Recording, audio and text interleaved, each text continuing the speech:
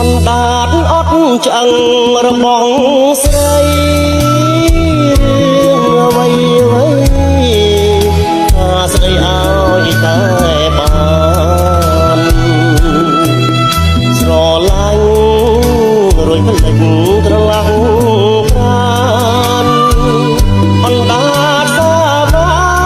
នដណ្ដើមជុំខ្មៅបើអូនបានជាដាក់ចិត្តស្រឡាញ់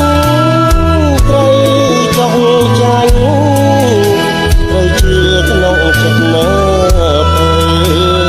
លស្ដោះហើយកុំលិតនាំអា